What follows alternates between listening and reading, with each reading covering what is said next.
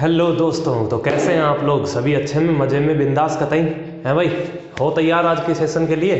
तो आज का सेशन शुरू करते हैं भाई। प्रैक्टिस होगी हमारी, है ना? लगती है अब क्लासेस डेली प्रैक्टिस की चलती रहेंगी आपकी। एसएससी जीडी की दबा के प्रैक्टिस करते रहिए, ठीक है? तो शुरू करें फिर। चलो, बिना किसी टाइम वेस्ट किए हुए हम शुरू करते हैं अपना आज का सेशन, ठीक है मेरे भाई?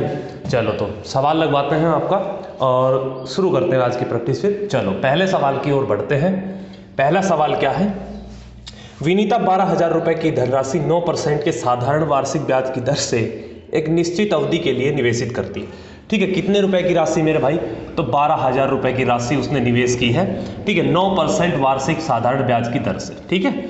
चलो, निवेशित करती जिस पर उसे 18,480 का मिश्र धन, 18,480 रुपये की जो अमाउंट है वो प्राप्त होती है कुछ निश्चित टाइम में। उपरोक्त राशि कितने वर्षों के लिए निवेशित की गई? ठीक है, तो वो राशि कितने के लिए निवेशित की गई है ये आपसे पूछा है। तो मेरे भाई सबसे पहले आप ये देखो कि ब्याज आपको कितना मिला। 12,000 रुपये की राशि जो 18,480 हो गई। कितना मेरे भाई? 6,480 रुपये आपको ब्याज मिला है। कितना ब्याज मिला है मेरे भाई? 6,480 रुपये आपको ब्याज मिला है। इतनी कहानी दिक्कत है कोई बताओ मुझे, ठीक है? तो 6,480 रुपये आपको ब्याज मिला है जितने भी टाइम के लिए उसने दी थी उसके लिए। तो हम सबसे पहले हम क्या करते हैं, हम एक साल का ब्याज निकाल लेते हैं। आपके पास अमाउंट है ना, सॉरी प्रिंसिपल है आपके पास में, और ब्याज की दर दे रखी है 9%। तो एक साल का अगर मैं ब्याज की बात करता हूँ तो एक साल में कितना ब्याज सॉरी भाई, ठीक है? तो एक साल के लिए आपका जो ब्याज ऑफ इंटरेस्ट है वो कितना होगा? तो 12,000 रुपये की राशि पर 9% की वार्षिक ब्याज की दर से एक साल का ब्याज कितना होगा? 12 निम्मा 108, मतलब भाई 1,080 रुपये आपका एक साल का ब्याज होगा। ये एक साल का ब्याज आ गया, ठीक है? टोटल ब्याज आपका 6480 रुपये है, ठीक है? तो कितने साल में मिला होगा भाई? अरे कितना गुना है ये, आप ये देख नहीं पा रहे मेरे भाई? 6 गुना है। कितना गुना है ये? 6 गुना है। तो 6 साल के लिए उसने राशि दी थी मेरे भाई, 6 साल बाद, है ना? 6 साल के लिए उसने निवेशित की थी। भाई एक साल का ब्याज ये है, टोटल ब्याज ये है। मैं अगर एक साल के ब्याज को टोटल ब्याज से डिवाइड कर दूंगा तो हमारे पास पता नहीं लग जाएगा कि कितना टाइम का ब्याज मिला हमें, है मेरे भाई? चलो, तो ये सवाल हो गया, नॉर्मल सा सवाल था।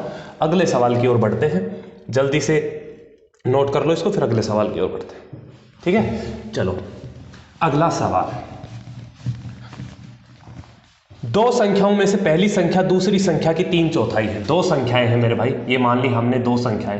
पहली संख्या दूसरी संख्या की 3/4 है। 3/4 है मतलब अगर ये 4 है तो ये कितना है? 3 है। 3/4 होगी। आप कहोगे जी सर, यदि दोनों संख्याओं के व्युत्क्रमों का औसत 7/48 है तो पहली संख्या ज्ञात करनी है। पहली संख्या ज्ञात करनी है 3। 3 का मल्टीपल एक ही ऑप्शन है भाई, इसके ऑप्शन ये इस प्रकार है, ठीक है? तो 3 यूनिट की वैल्यू पूछी है, ना ये है ना ये है ना ये है मेरे भाई, एक ही ऑप्शन है, जो आंसर होगा खत्म हो गया, ठीक है? आप इनके व्युत्क्रम का औसत निकालना चाहो तो औसत भी निकाल सकते हैं भाई। इनका व्युत्क्रम करोगे सबसे पहले ना, सोल्व करना इसमें टाइम लगेगा थोड़ा सा, देखो मैं करके ही बता देता हूँ। इनके व्युत्क्रम का अगर मैं औसत निकालता हूँ तो इनके व्युत्क्रम का औसत ये होगा कि नहीं होगा? आप कहोगे जी सर, ठीक है? वो क्या दे रखा है सवाल में? 748 दे रखा है। कितना दे रखा है? 7/48 दे रखा है मेरे भाई, ठीक है? तो यहाँ से निकाल लो, ये कितना आएगा? 7/12 है भाई, 12 आएगा कि नहीं आएगा? ऊपर वाला आ गया 7/12, 12 से 2 की मल्टीप्लाई होगी तो एक मतलब 24 हो जाएगा। ये कितना आ गया यहाँ से? 7/24 आ गया, 7/24 भाई। 7 से 7 गया, 24 दूनी 48, एक यूनिट की वैल्यू 2 है, 3 यूनिट की वैल्यू निकालनी तो ये भी 2 गुना हो जाएगी। कितना मेरे भाई? 6, ठीक है? कोई दिक्कत है? कोई परेशानी नहीं है? अगले सवाल पे बढ़ते हैं, ये आसान सा सवाल था, ठीक है? चलो चलो मेरे दोस्त, चलो जल्दी से अगले सवाल की ओर बढ़ते हैं। अगले सवाल में क्या कहानी है वो भी देख लो एक बार। मैं ऑप्शन लिख दूँ इसके? 4, 5, 6 ये अनुपात में है। 2, 3, 4, 3, 5, 6 एंड 2, 3, 5। समझने की कोशिश करना मेरे दोस्त इस सवाल को। क्या कहा है? एक कॉलेज ESCE जो भी है, मैकेनिकल और सिविल इंजीनियरिंग के लिए आवंटित सीटों की जो संख्या है वो 3, 4, 5 के अनुपात में। जो सीटों की संख्या है वो किस अनुपात में है मेरे भाई? 3, 4, 5 के अनुपात में है। सीटों में क्रम से 20%, 35%, 20%, 35% और कितना? 44% की वृद्धि प्रस्तावित की है। 44% की वृद्धि प्रस्तावित की है। तो बढ़ी हुई सीटों का अनुपात ज्ञात करना है। तो बढ़ी हुई सीटों का अनुपात निकालना है मेरे भाई। तो बढ़ी हुई सीटों का अनुपात निकालना है तो डेसिमल में ना जाए, मैं 1 1 0 चिपका लूँ इसके साथ में। कोई परेशानी तो नहीं है आपको? आप कहोगे जी सर कोई परेशानी नहीं है, ठीक है? कोई परेशानी नहीं है तो चलो 30 को 20% बढ़ाऊंगा तो 30 का 20% कितना आएगा? आप कहोगे सर कितना आएगा? 6 आएगा। तो 6 बढ़ेगी तो ये कितनी हो जाएगी? बढ़ के 36 हो जाएगी। कोई समस्या? कोई समस्या नहीं है। 35 चौका 140 होता है तो यहाँ से कितना आएगी? 14 आएगी। कोई दिक्कत है तो बताओ मेरे भाई। नहीं सॉरी बढ़ा दो ना इसमें, 14 बढ़ेगी तो 54 हो जाएगी। ठीक है मेरे भाई, ये 54 आ गया। आगे बढ़ो, 44 5 220, 220 बढ़ाएंगे तो 22 बढ़ेगी, कितनी हो जाएगी? बढ़ के 73 हो जाएगी। ठीक, बस हमने क्या किया है, इनको 30 को 20% बढ़ाया है, 40 को 35%, 5 को 44। कोई दिक्कत नहीं है। बस आपको क्या करना है, इनका रेशियो ले लेना है। रेशियो लेंगे तो 9 पे कट रही है सारी चीज़ें, 9 चौक 36, 9 छिक 54, 9 आठी 72 है ना। फिर से 2 पे कट गया भाई, तो 2 दूनी 4, 2 तिया 6, 2 चौकी 8। तो आंसर क्या हो जाएगा मेरे भाई? कौन सा है? 2 3 4, ये रहा बी फॉर बॉल, ये आंसर हो जाएगा इसका। बताओ कोई समस्या, कोई परेशानी इस सवाल में? कोई दिक्कत नहीं है। ठीक है, तो अगले सवाल की ओर बढ़ते हैं। चलो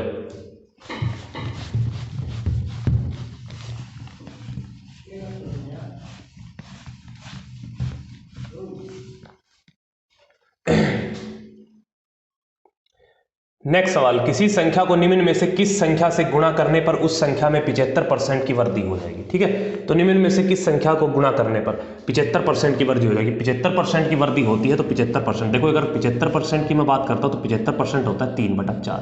ठीक है, मगर इनिशियल संख्या 4 है तो संख्या कितनी हो जाएगी? 3/7 हो जाएगी। ठीक है, तो कितने से गुणा करनी पड़ेगी? नॉर्मल सा सवाल है ये, कितने से गुणा करनी पड़ेगी? 7/4 से गुणा करनी पड़ेगी। ठीक है, कोई दिक्कत नहीं है। तो अगले सवाल पर बढ़ो, नॉर्मल सा सवाल था ये। चलो अगले सवाल की ओर बढ़ा जाए मेरे दोस्त। अरे मजा आ रहे हैं? आप कहोगे जी सर नहीं आ रहे नॉर्मल से सवाल है, इतने से है ना भाई। चलो अब ये सवाल एक ठीक ठाक सा सवाल है, मैं लिख के देखता हूँ इसको एक बार, है ना। A+B अनुपात दे रखा है मेरे भाई, B+C अनुपात, ठीक है, और C+E अनुपात। ठीक है, ये संख्या दे रखी है, इनका अनुपात जो है 8:7:5 है मेरे भाई। कितना है? 8:7:5 है। A+B+C का मान 60 दे रखा, तो A/B/C क्या होगा? तो आपसे डायरेक्ट उसने अनुपात पूछा तो आप अनुपात निकाल देंगे। ये कहानी मैंने रेशियो प्रोपोर्शन की क्लास में आपको समझाई है। ठीक है ना। A/B/C का अनुपात कैसे निकालना है? अब यहाँ से देखो, आपको A निकालना तो सबसे पहले A ढूंढेंगे। A यहाँ है सर, एक यहाँ है, इसके साथ में B एक्स्ट्रा है, इसके साथ में C एक्स्ट्रा है। ठीक है, तो B+C यहाँ है। अगर मैं इन दोनों को जोड़ के ये घटा दूँ तो A बचेगा कि नहीं बचेगा? कल ये हमने कहानी की थी। तो जो एक्शन यहाँ करेंगे वही एक्शन इधर कर दो, तो डायरेक्ट हम यहाँ आएंगे। ठीक है मेरे भाई, तो मैं डायरेक्ट लिखने की कोशिश करता हूँ। A/B, A निकालना है तो A यहाँ है, यहाँ है, तो 8 और 5 13, 13 में 7 गया, कितना बचेगा? 6 बचेगा। कोई समस्या है? कोई समस्या है तो बताओ भाई। ठीक है, कोई दिक्कत नहीं। B निकालना तो B यहाँ है, यहाँ है, तो 8 7 15, 15 में 5 गया, कितना बचेगा? 10 बचेगा। कोई दिक्कत? C निकालना, C यहाँ और यहाँ है, तो इन दोनों को जोड़ो। ठीक है, 7 और 5 12, 12 में 8 गया, कितना? 4। ठीक है, काटूंगा 3 पे, 2 तिया 6, 2 5 10, 2 2 4, 3 5 2 इस सवाल का उत्तर हो जाएगा मेरे भाई। कोई समस्या नहीं होगी, आसान सा सवाल था, एक लाइन में हम इस सवाल को खत्म कर सकते हैं। ठीक है, नेक्स्ट सवाल की ओर बढ़ा जाए मेरे दोस्त, नेक्स्ट सवाल की ओर बढ़ा जाए। चलो बनाते हैं अगला सवाल, बनाते हैं। अगला सवाल है कि एक गोले की त्रिज्या 6 सेंटीमीटर है, गोले को पिघलाकर, जो मैंने कल भी बताया था ये पिघलाने वाले सवाल होते हैं, इनमें आप वॉल्यूम ले लिया करो। ठीक है, तो वॉल्यूम ऑफ स्फीयर इधर तो आ जाएगी, वॉल्यूम ऑफ स्फीयर भाई गोले की। ठीक है, वॉल्यूम ऑफ गोला, कोई दिक्कत नहीं है, इज इक्वल टू क्या बनाया है? वायर बनाया है, मतलब वॉल्यूम ऑफ सिलेंडर या वॉल्यूम ऑफ बेलन। ठीक है, कोई दिक्कत है? कोई दिक्कत नहीं है। आप कहोगे सर गोले की तो ये होती है 4/3 πr3, कोई दिक्कत नहीं है। बेलन की बात करते हैं तो सर πr²h होता है। किसी को समस्या? आप कहोगे जी सर कोई समस्या नहीं है। ठीक है, तो किस त्रिज्या के बनाने हैं वो रख लो, है ना। ये r1 मार लेता हूँ, इसकी त्रिज्या r2 मान लेते हैं, कोई दिक्कत नहीं है। ठीक है मेरे भाई, चलो तो रख लेते हैं। भाई पाई से तो मैं पाई काट देता हूँ, पाई तो कॉन्स्टेंट ही, कोई दिक्कत नहीं है। सर यहाँ से आएगा 4/3 r3, कितने हैं भाई? 6 सेंटीमीटर वाला है, तो 6 सेंटीमीटर वाला है तो लो भैया 6 क्यूब की कर दें हम, कोई दिक्कत नहीं है। किस बनाने हैं? 0.4 सेंटीमीटर के बनाने हैं, तो 0.4 का स्क्वायर करूंगा तो 0.4 गुणा में हाइट उसकी निकालनी है, मतलब लेंथ ही तो पूछी है भाई, कितनी हाइट की बनेगी वो। चलो तो सोल्व करना शुरू करो मेरे भाई। ठीक है, तो 3 से काटा मैंने, 3 दूनी 6 बार, कोई दिक्कत नहीं है। ये कितनी बार कटेगा? ये 0.1 बार कटेगा। कोई समस्या? कोई समस्या नहीं है। बताओ कोई समस्या है? तो 0.4 से ये 6 काटूंगा, कितनी बार कटेगा? 15 बार कटेगा। एक ये डेसिमल इधर है तो इधर एक है ना, इधर डेसिमल है तो इधर एक 0 चिपका दो, कोई परेशानी नहीं होनी चाहिए मेरे भाई। कोई परेशानी है? मैं 0 चिपका देता हूँ, ये बैठ जाएगा। ठीक है, तो यहाँ से बस हम मल्टीप्लाई करनी है। ठीक है, 6 दूनी 12, 12 15 कितना आएगा? 180 होता है, एक 0 एक्स्ट्रा है, तो 1800 सेंटीमीटर की वायर बनेगी मेरे भाई। ठीक है, सेंटीमीटर ऑप्शन मीटर में है, तो 18 सेंटीमीटर में आपको पता है मीटर कितने होते हैं? 18 मीटर होते हैं। बताओ इस सवाल में कोई दिक्कत है? जल्दी से इस सवाल को देखो, क्या इसमें कोई दिक्कत है तो मुझे बताओ, नहीं फिर आगे बढ़ते हैं। कोई दिक्कत होनी नहीं चाहिए मेरे भाई, ठीक है, कोई दिक्कत होनी नहीं चाहिए मेरे भाई इस सवाल में। नॉर्मल सा सवाल है, बेसिक सा सवाल है, हमने इसको बना लिया बड़े प्यार से, ठीक है। अगले सवाल की ओर बढ़ते हैं तो फिर, ठीक है, चलो हटाता हूं मैं इसको। जल्दी से पढ़ो, सवाल को बनाने की कोशिश करो अगर बनता है तो। क्या कहा है भाई, 2 सही 1/9, मैं लिखता हूं पूरा इस सवाल को, 2 सही 1/9 भाग में, ठीक है, ब्रैकेट 3 सही 5/6, 3 सही 5/6। ऐसे सवालों में तो थोड़ी कैलकुलेशन आपको करनी पड़ेगी, इसमें हम डायरेक्ट नहीं कर सकते कुछ भी, ठीक है मेरा भाई। यहाँ से आएगा 6 सही 1/2 दे रखा है, माइनस का 2 सही 1/3 दे रखा है, ब्रैकेट बंद कर दिया और फिर ये बड़े वाला ब्रैकेट लगा दिया। पूछा बताओ इसका मान क्या होगा, तो करें फिर सोल्व। चलो सबसे पहले आपको पता है कि ब्रैकेट सोल्व होगा, तो मैं यहाँ से सोल्व करके चलता हूँ ना। 9 दूनी 18 एक 19/9, यहाँ से तो सर 19/9 आएगा भाग में, ठीक है। अब अंदर वालों को सोल्व करते हैं। 6 दूनी 12 एक 13/2, ठीक है, माइनस का 3 दूनी 6 एक 7/3। कोई दिक्कत, आप कहोगे सर तो कोई दिक्कत नहीं है, इसमें थोड़ी कैलकुलेशन बंद हो गई मेरे भाई, ठीक है। तो पहले इसको सोल्व करेंगे, इसका एलसीएम कितना आ जाएगा, 6 आ जाएगा। इसका एलसीएम कितना आ जाएगा, आप कहोगे सर 6 आएगा, तो 2 तिया 6 13 तिया 39, ठीक है, 3 दूनी 6 और 7 दूनी 14, ठीक है मेरे भाई, कोई दिक्कत। तो 39 में 14 घटाऊंगा 25/6 आएगा, तो यहाँ से ये अंदर वाले से हमें क्या मिल गया, 25/6, ठीक है। इससे क्या मिल गया, 25/6 मिल गया इससे, तो 25/6 गुना में आ जाएगा, कोई दिक्कत नहीं है, कोई दिक्कत नहीं है। तो बस तो सोल्व कर लो, ये और कटेगा 2 तिया 6, तो यहाँ से टोटल 25/9 आया। यहाँ से कितना आएगा, 6 तिया 18 है भाई, 18 5 23/6 और माइनस का 25/9, ठीक है। ये कहानी यहाँ से आएगी, ये बड़ा वाला ब्रैकेट हमने बंद कर दिया। इसको फिर से सोल्व कर लो, भाई 18 आ जाएगा इसका एलसीएम, तो 19 माइनस 19, ठीक है। अब भाग में आएगा तो मैं गुणा में बदल देता हूँ, इसका साइन तो रिवर्स हो जाएगा, ऊपर ले लो, एलसीएम ऊपर चला जाएगा 18, नीचे कितना बनेगा भाई, 6 तिया 18 सो 23 तिया 69, माइनस 9 दूनी 18 25 दूनी 50, नीचे कितना आएगा, आपको होगा सर 19 आएगा,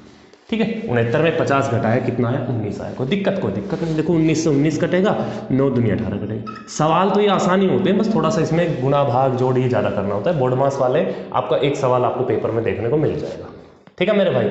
आप कहोगे जी सर बिल्कुल समझ में आ गया होगा, जल्दी से इस सवाल को नोट करो, आगे की ओर बढ़ा जाए। फिर हटा दूँ मैं इसको, चलो अगला सवाल मेरे दोस्त,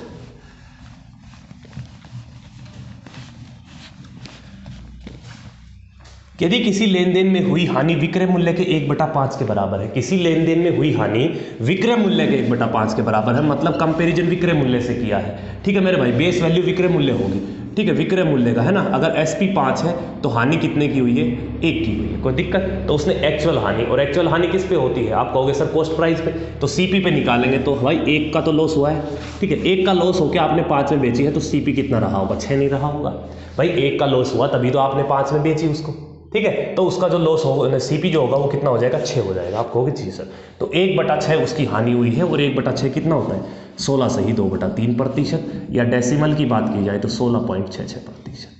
कोई दिक्कत, कोई इश्यू मेरे भाई बताओ मुझे जल्दी से, नहीं है तो फिर आगे बढ़ते हैं, ठीक है। चलो हटा दूँ मैं इसको, हटा देते हैं। चलो एक अगला सवाल नॉर्मल सा ही हुआ है ना भाई। क्या है कि 40% और 20% की 2 क्रमिक छूटें दी गई है, 40% और 20% की 2 क्रमिक छूटें दी गई है, तो बताना है एकल छूट क्या होगी, इसके समतुल्य एकल छूट। तो सक्सेसिव है, 40-20 कितना होगा, 60 होगा, माइनस का 40 दूनी 80/100 है भाई, 800/100 मेरे भाई। 2 0 से 2 0 कटेंगे, 60 में 8 गया 52%। आप डायरेक्ट इस सवाल का उत्तर निकाल सकते हैं विदिन सेकेंड में, ठीक है। दिमाग में भी कर सकते हैं, ठीक है, कोई समस्या नहीं है तो मेरे भाई बताओ। सक्सेसिव है, लगातार 2 छूट दी गई हैं। अगले सवाल की ओर बढ़े, चलो अगले सवाल की ओर बढ़ते हैं। क्या है, मैं पूरा सवाल लिख दूं एक बार, बड़ा सा दिया हुआ है इसने कुछ, है ना। 102 माइनस 16 भाग में 8 है, बड़ा प्यारा सा ये सवाल है ना, बिल्कुल इजी सा सवाल है। फिर इसने ब्रैकेट बंद कर दिया भाग में। आगे क्या दिया है मेरे भाई, 3 प्लस में 6 गुणा में 3 प्लस में 6 गुणा में 5 प्लस 4 गुणा में 5 प्लस 4, ठीक है। यहाँ एक बड़ा ब्रैकेट शुरू किया था इसने, भाग में 3 माइनस 7, भाग में 3 माइनस 7 और फिर से ब्रैकेट बंद कर दिया। इसको सोल्व करना है मेरे भाई, चलो तो शुरू करते हैं। नॉर्मल सा ही है भाई, 16/8 2, 102 में 2 गया कितना बचेगा, है भाई 100 में 2 गया कितना, यहाँ से तो आया सर 98 भाग में।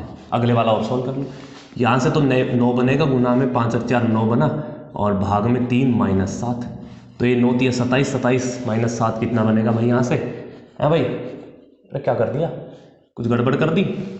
3 प्लस में 6 गुना में 5 प्लस में 4, हाँ कोई दिक्कत नहीं है। भाग में 3 माइनस 7, ओके ओके, क्या है, कुछ भी तो नहीं है भाई।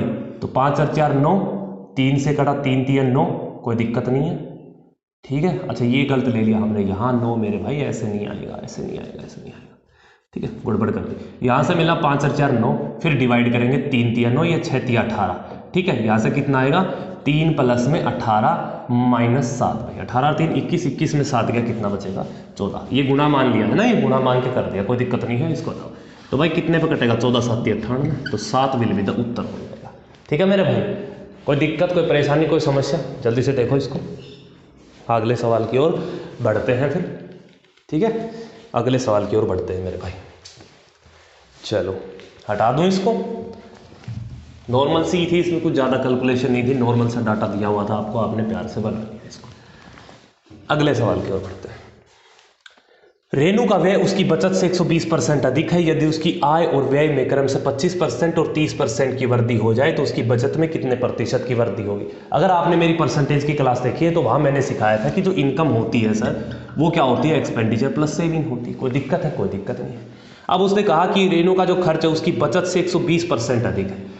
रेणु का खर्च उसकी बचत से 120% अधिक है। अगर मैं उसकी बचत 100 मानता हूँ मेरे भाई, उसकी बचत में 100 मानता हूँ, तो 120% में बढ़ाऊंगा तो कितनी हो जाएगी, 220 खर्चा।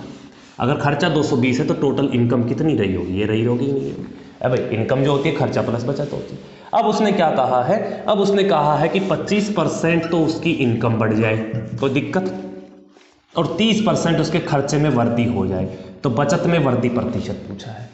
ठीक है, मैंने इन सवालों को बताया था कि अब डायरेक्ट हम क्या आते हैं, चेंज पे आते हैं। ठीक है, बढ़ी हुई वैल्यू लिख लेता हूँ मैं डायरेक्ट, क्या क्या वैल्यू बढ़ेगी। ठीक है, तो इसका अगर मैं 25% निकालता हूँ, इसका 25% कितना आएगा है भाई, अरे इसका 32% कितना आएगा, कौन बताएगा मुझे। 25 32 कितना होता है भाई, 800 है ना। प्रतिशत की 1 2 0 हटेंगी, कितना बचेगा 80। ये बढ़ा हुआ लिखा है मैंने, उसकी इनकम कितनी बढ़ी है, 80 बढ़ी है। 22 थी 66, तो खर्चा कितना बढ़ा है, 66 बढ़ा है। ठीक है, इनकम की बात करते हैं ना, बचत की बात करते हैं, तो 80 में 66 जाएगा, कितना बचेगा मेरे भाई, 14। बढ़ी हुई इनकम कितनी है, 14। 100 पे 14 बढ़ी है तो डायरेक्ट प्रतिशत में हो जाएगी 14%। इस सवाल का उत्तर हो गया मेरे भाई। वेरी वेरी इजी सवाल, बताओ क्या दिक्कत है, ये अच्छा सवाल था भाई। ठीक है, समझा आया है भाई। आप कहोगे जी सर, कोई दिक्कत कोई परेशानी नहीं है, तो नहीं है तो आज के लास्ट सवाल की ओर बढ़ते हैं हम। आज का जो लास्ट सवाल होगा वो आपकी स्क्रीन पे है, जल्दी से पढ़ो, बनाने की कोशिश करो मेरे भाई। दो संख्याओं के लघुत्तम समापवर्तक और HCF, एलसीएम और HCF दे रखा है 3564 और 81। यदि वे संख्याएं 324 और x हैं, अच्छा जी, तो x के अंकों का योग पूछा है, तो संख्या निकालो पहले, फिर उसके अंकों का योग है भाई। तो संख्या निकालनी है तो एलसीएम गुणा में HCF 3564, ठीक है, गुणा में 81, एलसीएम गुणा में HCF, ठीक है, अपोन में संख्या कौन सी दे रखी है, एक संख्या दे रखी 324, तो यहाँ से x का मान आ जाएगा कि नहीं आ जाएगा, आप कहोगे जी सर। ठीक है, काटना शुरू करें। काटा सर मैंने, ये कितने पे गया, 4 पे गया। ठीक है, 4 से ये काटेंगे, 4 8 32, ठीक है मेरे भाई, और 4 9 36, 4 1 4, संख्या आ गई 891। इसके अंकों का योग पूछा है, तो 9 और 1 10 और 8 कितना हो जाएगा, 18 हो जाएगा इसके अंकों का योग। ये सवाल हो गया, लो खत्म मेरे भाई। बताओ है भाई, आज के 10-15 सवाल हुए हैं, क्या दिक्कत है। किन्हीं सवालों में बड़े प्यार से हमने छोटे छोटे सवाल बनाए हैं, और उम्मीद करते हैं कि पेपर में भी देखने को मिलेंगे, और आप भी इनको अच्छे से मेहनत करके प्रैक्टिस करेंगे इनकी। ठीक है मेरे भाई, ठीक है, सीट आपकी टेलीग्राम चैनल पर डाल देता हूँ मैं। ठीक है, ये जो क्लास में जो भी कंटेंट हो रहा है, टेलीग्राम चैनल, उसका लिंक भी मैं आज डाल दूंगा डिस्क्रिप्शन में। ठीक है, हनु सर मैथ्स करके आपको वहाँ पर सारी PDF आपको क्या है, ठीक है, सारी PDF जितने भी सवाल हैं आपके, सारी PDF वहाँ पे मिल जाएंगी। तो आप दबा के प्रैक्टिस कीजिए, मज़े से रहिए, ठीक है, खुश रहिए, हंसते रहिए। ठीक है मेरे दोस्त, कोई समस्या हो तो आप मुझे कमेंट करके बता सकते हैं। ठीक है, चलो तो फिर आज के लिए इतना ही रखते हैं, मिलते हैं फिर अगली क्लास में। ठीक है, चलो तो खा पी के सो जाओ, है ना मेरे भाई, चलो बाय।